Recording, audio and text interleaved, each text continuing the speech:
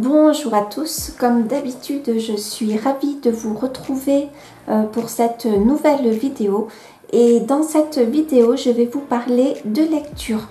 Je vais vous parler des livres que j'ai lus pour le mois de septembre pour le Pumpkin Autumn Challenge. Tout d'abord je vais vous parler de La bouche d'ombre de Marc Agapi. Donc c'était un livre que j'ai trouvé dans une boîte à livres. J'ai mis ce livre dans la catégorie automne frissonnant et pour la sous-catégorie je suis Médée vieux crocodile car nous sommes quand même dans une petite épouvante, un petit thriller et même quand même une petite trahison. Donc je trouvais qu'il rentrait bien dans cette catégorie. Donc dans ce livre on suit un couple qui est composé d'un homme et d'une femme. La femme dans ce couple est malade, elle maigrit à vue d'œil.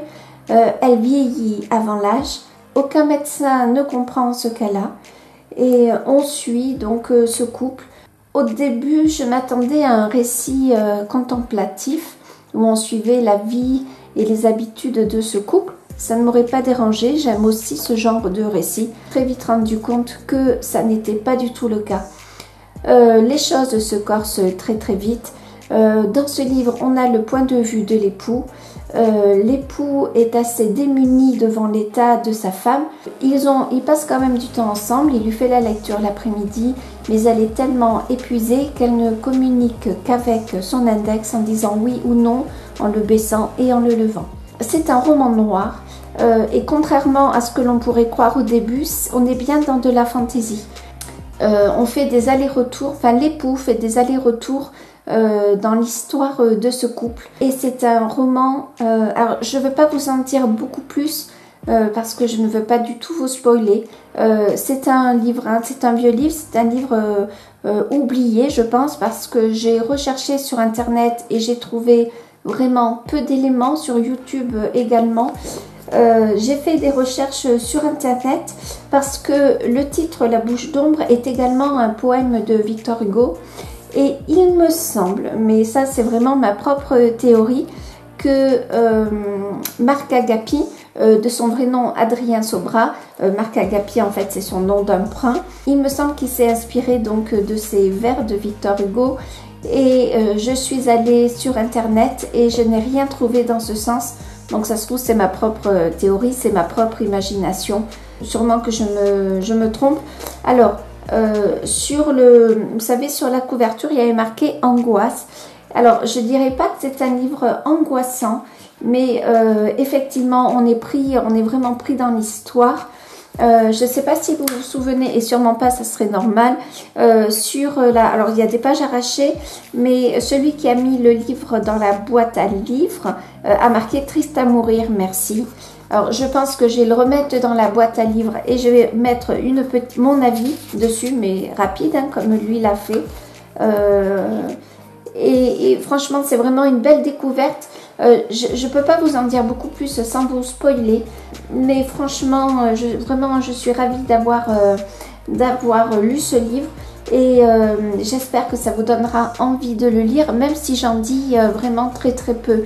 Mais en fait, au fur et à mesure du récit et des allers-retours que fait les maris dans son histoire, enfin dans l'histoire de leur couple en tout cas, on comprend pourquoi la femme est dans cet état et la fin est vraiment surprenante. Donc vraiment à conseiller. Toujours dans la catégorie automne frissonnant et dans cette fois-ci la sous-catégorie les chimères de Sylve Rouge, j'ai choisi le shonen. Je crois bien que c'est un shonen, oui c'est marqué dessus, The Promised Neverland. Parce que là on est quand même un petit peu également dans les créatures de la nuit et quand même dans du macabre, du bon gros macabre également. Alors nous suivons des orphelins qui sont dans un orphelinat bien sûr qui s'appelle Gracefield House. Ils sont sous l'emprise d'une personne qui s'occupe d'eux et de l'orphelinat qu'ils nomment eux-mêmes maman. C'est une vie paisible qu'ils ont. Ils sont dans une ambiance chaleureuse, entourés d'orphelins, de garçons et de filles qui s'appellent eux-mêmes frères et sœurs. La vie est paisible, ils ont un grand parc à explorer. Ils doivent faire des tests, ils doivent passer de tests régulièrement. Mais voilà, le début de... Alors là, j'en suis au 3e tome, hein, mais bon, je coupe. On suit, bon, on se doute bien que ça va pas durer forcément, sinon il n'y aurait pas d'histoire. On suit principalement, au début en tout cas, 3 orphelins. Donc tout se passe bien, jusqu'à ce qu'un jour, 2 enfants fassent une découverte. Et c'est une découverte plutôt macabre. Et donc j'avais lu, je ne sais pas si j'en parle très bien, j'ai lu les 2 premiers tomes que j'avais aimés, sauf qu'au 2e tome, j'avais commencé à me lasser un peu du schéma scénaristique que je trouvais un peu redondant. Là, c'est pas du tout le cas. Le 3e tome se renouvelle et vraiment, j'y prends beaucoup de plaisir. Il me semble que j'ai le 4e tome. Je vais sûrement le lire pendant le Pumpkin Autumn Challenge parce que bon, ça se lit vite. Donc pour vous montrer un peu les dessins, je ne sais pas si vous voyez, voilà. Moi j'aime bien l'élégance du trait, j'aime bien les personnages. C'est une bonne découverte parce que alors moi je ne connaissais pas du tout l'histoire. Dans ces enfants donc vivent cette vie paisible. En dehors des tests, des repas, etc. Ils ont tout le temps pour se promener dans un grand parc, sauf qu'ils ont l'interdiction d'aller près du mur et du portail. Et justement, ces 2 enfants qui vont faire la découverte vont s'aventurer au-delà du portail. Voilà. Je ne vais pas en dire beaucoup plus parce que je n'ai pas du tout envie de vous spoiler. Mais voilà, c'est un bon manga, c'est une bonne découverte et je ne peux que vous le conseiller. Pour le mois de septembre, je n'ai lu que 3 livres. Alors, j'ai lu Les Loups Chantants, mais sur le mois d'octobre, donc je vous le présenterai. Très belle découverte également, mais je suis un peu en retard. Mais c'est pas grave, hein, si j'arrive pas à lire tout ce que je voulais lire, je le reporterai pour le Cold Winter Challenge de toute façon. Donc là, nous sommes dans la catégorie Automne douceur de vivre et dans la sous-catégorie Window to the Past. Et j'ai choisi La roue du temps de Robert Jordan parce que nous sommes carrément dans le thème de sorciers et sorcières avec les Aes Sedai. Je vous en explique un peu plus plus tard. Et dans le fantastique et la fantasy. Donc là c'est pareil, c'est le 3e tome que j'ai lu. Donc j'ai retrouvé avec un grand plaisir les univers et le personnage. Alors pour vous faire un petit topo, 3 jeunes gens, des adolescents voire des jeunes adultes qui habitent dans le village de Deux-Rivières et arrivent des Trollocs et des Myrddraal qui les attaquent. Donc qui attaquent le village. Ces 3 jeunes gens sont la cible de l'attaque et ils s'enfuient donc pour protéger le village. Et ils sont accompagnés d'une Aes Sedai, Moiran, et de son champion, Lan. On est totalement dans le schéma de la fantasy, en tout cas de l'introduction, dans le sens où les héros vivent paisiblement, en tout cas vivent tranquillement dans leur village, univers, famille, etc. Et c'est l'avènement d'une situation dangereuse qui fait que tout bascule. Donc là, on est vraiment dans le schéma de la fantasy, en tout cas dans l'introduction. Alors j'aime beaucoup cette saga, j'ai repris avec plaisir le 3e tome. J'ai adoré parce que on retrouve le personnage, on retrouve beaucoup le personnage de Loial, c'est un ogier, je vous en dis pas beaucoup plus. Je me suis attachée aux personnages, j'aime bien lire leur aventure, je trouve que l'univers est extrêmement riche. Alors je me suis fait des notes pour ne rien oublier. Je trouve que l'univers est vraiment extrêmement riche. Par contre, il faut s'armer de courage parce que c'est une saga qui est vraiment extrêmement longue. Vraiment, j'aime cet univers.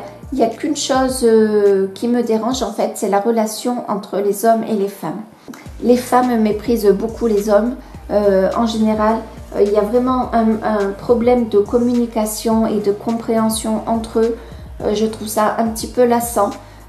Et un peu répétitif. Les femmes ont quand même une place, une partie des femmes ont quand même une place importante dans le récit. Vous avez les Aes Sedai, ce sont des sortes de sorcières, et vous avez également les reines, etc.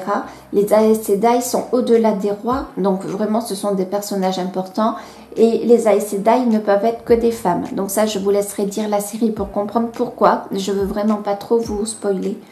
Et je trouve quand même que la relation entre l'homme et la femme est dérangeante. Donc oui, effectivement, vous avez ces femmes qui ont une place importante et haute dans la société.